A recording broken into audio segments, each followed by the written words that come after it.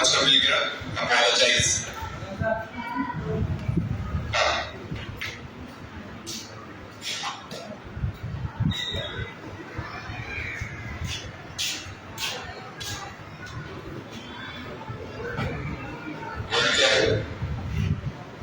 Apologise यानी माफी।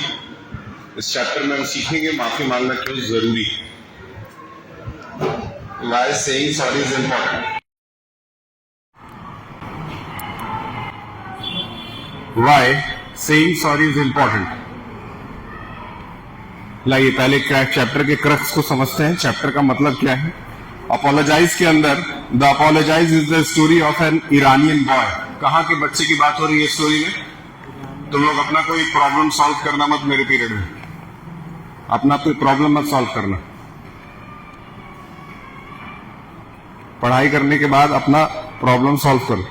Apologise में एक स्टोरी है एक ईरानियन बॉय की। ईरानियन बॉय का मतलब कहाँ का रहने वाला है बच्चा, ईरान का रहने वाला, who struggle to adopt a new school in Amsterdam. लेकिन वो पढ़ने के लिए कहाँ गया है, एम्स्टर्डम में गया है। और एम्स्टर्डम में जाने के बाद वहां की भाषा उसको समझ में नहीं आ रही है, और भाषा समझ में नहीं आ रही है जिसकी वजह से वो स्ट्रगल कर रहा है।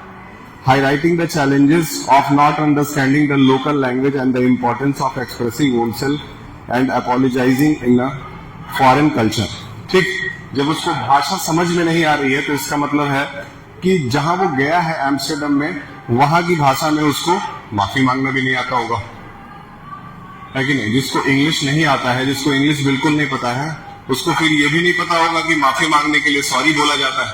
सही है। ठीक, जिसको हिंदी पता नहीं होगा उसको ये भी नहीं पता होगा कि माफी मांगने के लिए माफ कर दो बोला जाता है। ठीक, चलिए कुछ समय के लिए आप अपने आप को इस बच्चे के जगह रख करके इस स्टोरी को समझने की कोशिश करिए। यहां पे एक बच्चा खड़ा हुआ फोटो में दिख रहा होगा और उसको 3 लोग घेर करके खड़े हुए दिख रहे होंगे। एक बच्चे ने तो अपना ऐसे मुक्का भी बांधा हुआ है और ऐसे लग रहा है कि वो भी उसको मार देगा या कुछ बोल देगा। चलिए पढ़ते हैं। चैप्टर है they close in on him. They close मतलब नजदीक खड़ा होना। लिखिए, क्लोज का मतलब यहां पे है नजदीक खड़ा होना जाकर के। अभी इस बुक से पढ़िए, फिर इसमें वो सारे वर्ड मीनिंग्स नोट करिए। सिर्फ एक पेज का टारगेट है, एक पेज से ज्यादा कंप्लीट नहीं करना है।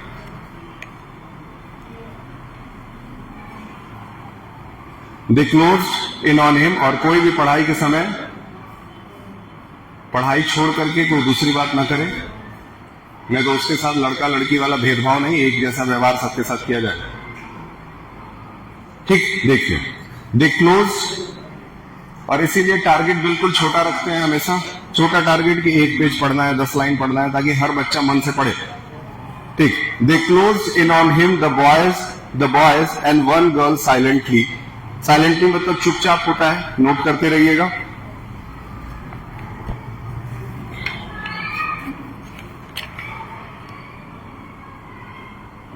ठीक है, उसके बाद उसके बगल में एक शब्द लिखा हुआ है मेनेकिंगली। मेनेकिंगली का मतलब होता है खतरा।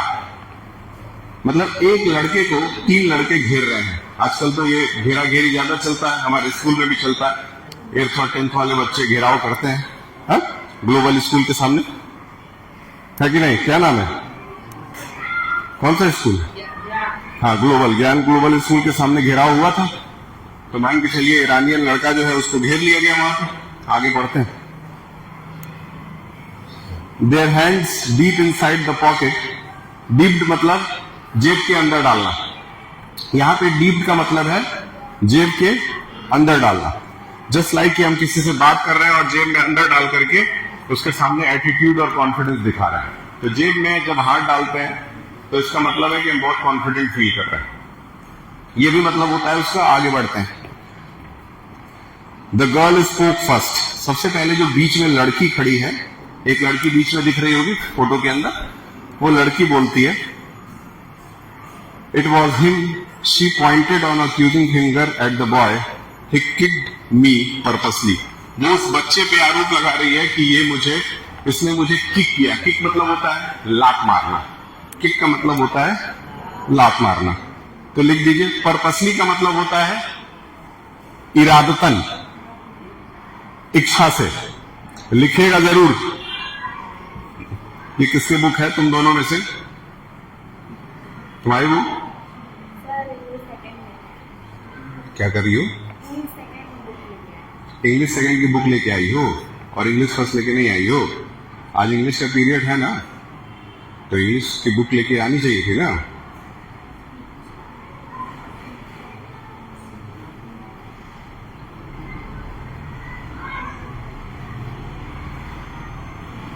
देखिए भाई, आप लोग अपना जिन जिन लोगों ने बुक खरीद लिया है, जो नहीं खरीदे उनको तो मनाने, उनको तो जबरदस्ती नहीं कर सकते हैं, लेकिन जिन्होंने बुक ले लिया है वो अपना बुक जरूर लेके इंग्लिश 1 और इंग्लिश 2 पढ़ने आया करिए। नहीं तो लड़की हो चाहे लड़का हो, जोर से एक चाटा मार देंगे, दिमाग सही हो जाएगा। एक 7th में नहीं लेके आया था, उसको एक चाटा पढ़ा है, उसके बाद से डेली लेके आ रहा है। चलिए, पढ़ाई के साथ कोई मजाक नहीं। आगे देखिए। ही किक्ड मी पर्पसली। किक्ड का मतलब लात मारना और पर्पसली का मतलब इच्छा से। ठीक है, वर्ड्स पकड़िएगा। घर पे भी आप जैसे पढ़ने बैठेंगे, जैसे मैं पढ़ा रहा हूं एक एक लाइन में, आप घर पे बैठिए, गारंटी दे रहा हूं आपको पूरा चैप्टर समझ में आएगा, खुद से समझ में आएगा। किसी दूसरे के टीचर की जरूरत नहीं आपको घर पे, कहीं पढ़ने जाने की जरूरत नहीं है घर पे। I am sure. श्योर का मतलब पता है? श्योर का मतलब, आई एम श्योर का मतलब क्या होता है हिंदी में? विश्वास। Very good. श्योर मतलब विश्वास।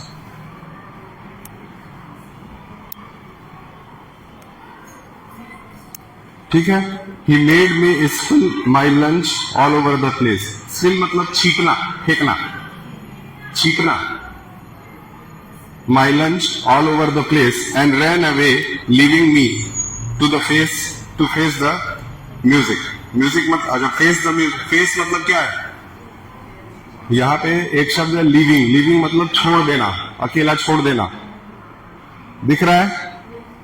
तो यहां लड़की जो है इस लड़के को ब्लेम कर रही है कि पहले तो इसने मुझे मारा, मारने के बाद इसने मुझे चिढ़ाया भी, और फिर ये वहां से पर्पसली मेरे लंच को स्पिल करके वहां से निकल गया और सब कुछ मुझे फेस करने के लिए छोड़ दिया। जस्ट लाइक कि आपने किसी अपने दोस्त को फंसा दिया और फंसा करके वहां से चले गए, वो बेचारा मार खा रहा है। होता है ऐसा, आमतौर पे आप करते हैं। The boy stared at her. Stared मतलब घूरना।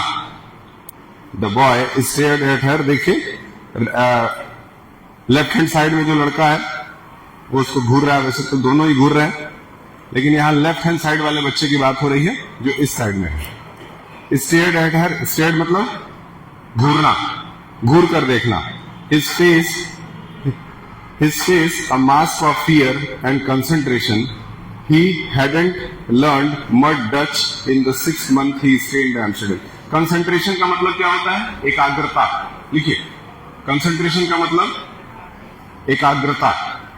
एकाग्रता का मतलब क्या? एक जगह पे ध्यान लगाना। क्या? एक जगह ध्यान लगाना। ठीक है, वेरी गुड।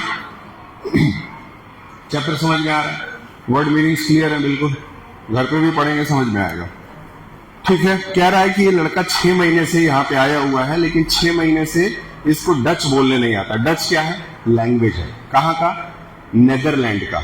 नेदरलैंड की राजधानी क्या है? एम्स्टर्डम। याद रहेगा, नेदरलैंड एक जगह है जहां पे कौन सी भाषा बोली जाती है? डच। याद रखिएगा। ये डच जो है वो भारत पे भी आक्रमण करने के लिए बहुत पहले आए थे, लेकिन कर नहीं सके।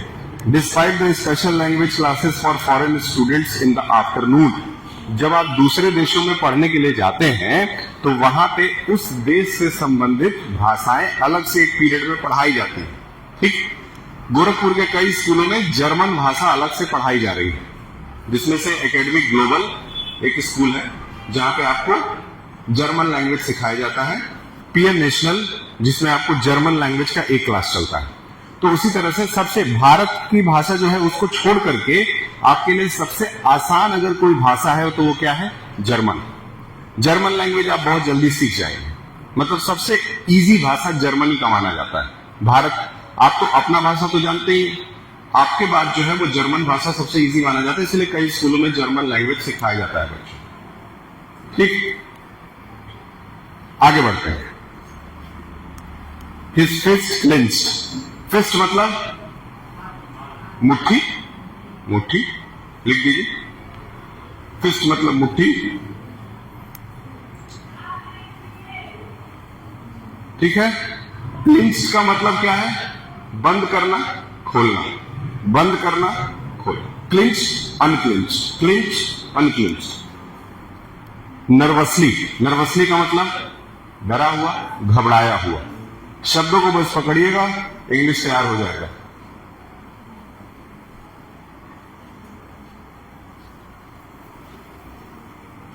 ठीक है। As he desperately search fit words. अब क्या हो रहा है ना, ये तीन बच्चे एक तरफ खड़े होकर के इसको ब्लेम कर रहे हैं, इसके ऊपर दोष लगा रहे हैं, और इसको तो भाषा ही नहीं आती है, तो ये उनका जवाब नहीं दे पा रहा है। ये घबराया हुआ है, नर्वस है, इसकी मुट्ठियां जैसे इस तरह से बार बार ये खोल रहा है, बंद कर रहा है, थोड़ा डरा हुआ। समझ में आ रहा है? इस तरीके से डरा हुआ है। ठीक, इसको शब्द नहीं मिल रहे हैं कि ये कैसे उन लोगों से कोई बात कर सके, और खास करके कैसे उन लोगों से माफी मांग सके। बेसिकली ये माफी मांगेगा आदमी, क्योंकि चैप्टर का नाम ही है अपोलोजाइज, तो इसको अपोलॉजी ही करना है, लेकिन इसको भाषा ही नहीं पता है, तो माफी भी नहीं मांग पा रहा है, नहीं तो सॉरी वॉरी बोल के निकल जाता वहां से। चलिए आगे देखते हैं। But all that came to him was a confused jumble of Iranian phrase.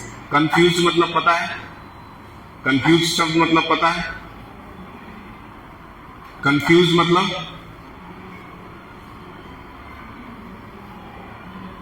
होता है ना, कंफ्यूजन है। कंफ्यूजन मतलब होता है दुविधा। कंफ्यूजन पे टिक करिए, दुविधा। सही है? ठीक है। अब उसके दिमाग में क्या है, वो जितने दिन 6 महीना रहा है तो उसको सेंटेंस बनाने तो नहीं आ रहा है, लेकिन कुछ वर्ड्स उसको पता है, ईरान के, इरानियन लैंग्वेज के कुछ वर्ड्स पता है, सॉरी डच लैंग्वेज के कुछ वर्ड्स पता है। उन्हीं वर्ड्स को वो जोड़ने की कोशिश कर रहा है। जस्ट लाइक कि किसी को अगर इंग्लिश बोलने नहीं आता है तो उसको पता है दैट, दोज, थैंक यू, विच, तो ऐसे ही जोड़ करके विच, थैंक यू, दैट, दोज, ऐसे कुछ करके बोलने की कोशिश कर रहा है। आगे निकल के फिर कह रहा है, he backed away, his eyes darted around the empty schoolyard. Nobody was in sight, not even the housekeeper. ठीक है। he backed away, backed away का मतलब पीछे मुड़ के देखना। लिखिए, बैक अवे का मतलब पीछे मुड़ के देखना। वो आसपास इधर उधर देखता है, लेकिन उसको कोई भी दूर दूर तक स्कूल के फील्ड में नजर नहीं आ रहा है। ठीक है। उसकी मदद करने वाला, उसको भाषा सिखाने वाला या उसको बोलने में मदद करने वाला वहां कोई भी नहीं है। ठीक, मुश्किल से आपका 2-3 और मिनट बचा हुआ है क्लास में। He backed away, his eye darted, है ना। darted का एक तरफ से मतलब जो है वो बुक से ही हम ले रहे हैं, उसको अपने से नहीं बनाएंगे। बाउंड, बाउंड यहाँ पे आप darted में आप लिखिए आंखें भर आना। लिखिए, darted का मतलब आंखें भर आना। कभी कभार होता है जब हमसे कुछ बोला जाए और हम इमोशनल हो जाते हैं या डर जाते हैं, तो हमारी आंखें पानी से भर आती है, मतलब आंसू से भर आती है। तो इसकी आंखें जो है ये डर गया बेचारा, और हल्का सा रोने जैसा इसका मुंह बन गया है। आगे देखते हैं। Around the empty school yard, school yard मतलब स्कूल का फील्ड, स्कूल का मैदान। स्कूल यार्ड वहां लिखा होगा, उसमें लिख लीजिए स्कूल का मैदान। Nobody was in sight, not even the housekeeper. Housekeeper मतलब जो गेट कीपर होता है, वो भी वहां पे नजर नहीं आ रहा है। ठीक है। तो भैया अभी तक यही समझ में आया। शॉर्ट में 4 लाइन में अगर इसको समझा दे, जो कि ज्यादा समझ में आता है, 4 लाइन में ज्यादा समझ में आता है, लंबा चौड़ा एक एक लाइन पढ़ने पे कम समझ में आता है। तो ये समझ में आया कि एक लड़का है और उसको 3 लोग मिल करके डरा रहे हैं, उसके ऊपर आरोप लगा रहे हैं, वो बहुत डरा हुआ है। और वो कुछ बोल भी नहीं पा रहा है क्योंकि उसको वहां की लैंग्वेज नहीं आती है। ये स्कूल के ग्राउंड का सीन है। स्कूल के ग्राउंड में वो अकेले खड़ा है, उसके सामने 3 बच्चे खड़े हैं। दूर दूर तक वो देखता है और कोई भी उसको मदद करने वाला नजर नहीं आ रहा है। वो सॉरी बोलना चाहता है, लेकिन सॉरी बोला कैसे जाता है ये शब्द उसको नहीं पता है। ठीक, स्टोरी समझ में आ रहा है? आगे निकलते हैं। लुक हियर यू बुली। बुली का मतलब क्या होता है? एक शब्द बुली को कहते चिढ़ाना, बुली करना, है ना। और एक बुली शब्द जो है वो बुल से बना है। बुल आप सुने हैं क्या होता है? हाँ, मतलब यहां पे उस बच्चे का मजाक उड़ाने के लिए उसको बुली बोला जा रहा है। मतलब ऐसा कोई जिसको मजाक बनाया जा रहा हो, ऐसे व्यक्ति को तो बुली का यहां लिखिए मजाक उड़ाना, इस तरह से।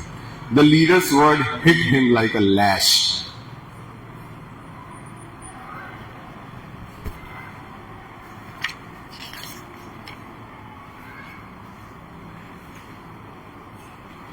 ठीक है, लैश का मतलब लिखिए बहुत बुरा लगना। लैश का क्या मतलब है? बहुत बुरा लगना। ठीक, मतलब उसको जो बोला गया लुक हियर यू बुली, तो उसको इस बात का बहुत बुरा लग रहा है। Teasing the girls, come on apologise. ठीक है, वो तीनों इससे कह रहे हैं कि चल माफी मांग। ठीक, माफी मांगने के लिए कह रहे हैं। अब देखते हैं ये क्या हो रहा है। टीजिंग मतलब चिढ़ाना, पता है? टीज करना मतलब चिढ़ाना होता है। ये बेसिक वर्ड्स हैं इंग्लिश लैंग्वेज के, आपको पता होने चाहिए।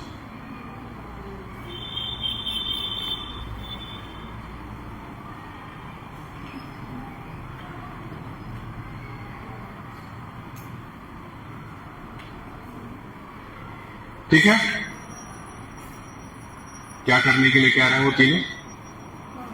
माफी मांगने के लिए। ठीक है, the boy Drew back. Drew back का मतलब क्या हुआ? पीछे हटना। थोड़ा सा वो पीछे हट जाता है।